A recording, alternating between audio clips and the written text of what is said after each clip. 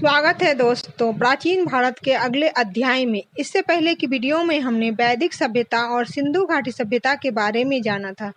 वैदिक सभ्यता के बाद भारत में जो दौर चल रहा था उसे महाजनपद काल कहा जाता है।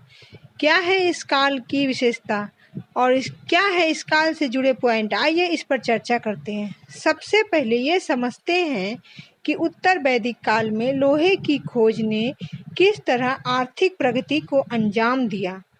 जब आर्थिक प्रगति का दौर आता है तो इससे सामाजिक प्रगति होती है और सामाजिक प्रगति से राजनीतिक जीवन भी प्रभावित होता है। इसका प्रभाव ये पड़ा कि जहाँ पहले छोटा सा कबीला हुआ करता था उस कबीले का आकार बड़ा होकर जन में बदल गया। जन का आकार और बड़ा हुआ तो वह जनपद में बदल गया और जनपद का आकार बड़ा होकर महाजनपद का रूप ले लिया।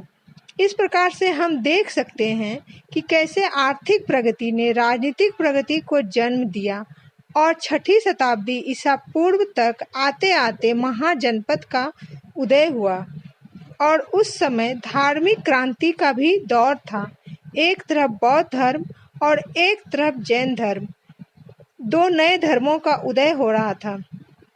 और प्राचीन हिंदू धर्म, जिसे सनातन धर्म के रूप में भी जाना जाता है, वह धर्म भी अपनी अवस्था में था।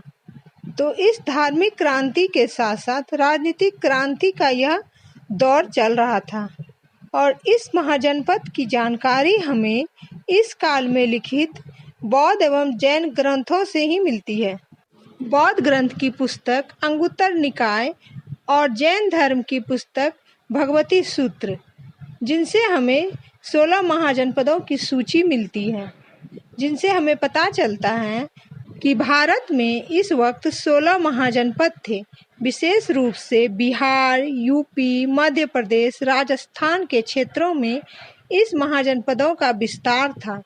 कुछ ऐसे महाजनपद भी पाए गए जो वर्तमान भारत से बाहर हैं, जो उस समय भारत का अंग हुआ करते थे। अब यह 16 महाजनपद आपस में संघर्ष कर आगे बढ़ने का प्रयत्न करते हैं और इसमें जो सबसे आगे निकल कर आता है वह है मगध साम्राज्य, जो वर्तमान बिहार में है। और फिर शुरू होता है मगध का उत्कर्ष। और मगध के उत्कर्ष में वंशों का कर्म कि किस प्रकार से हर्यक वंश, शिशुनाग वंश, नंद वंश और मौर्य वंश की स्थापना होती है, जिसे हम अगले वीडियो में समझेंगे।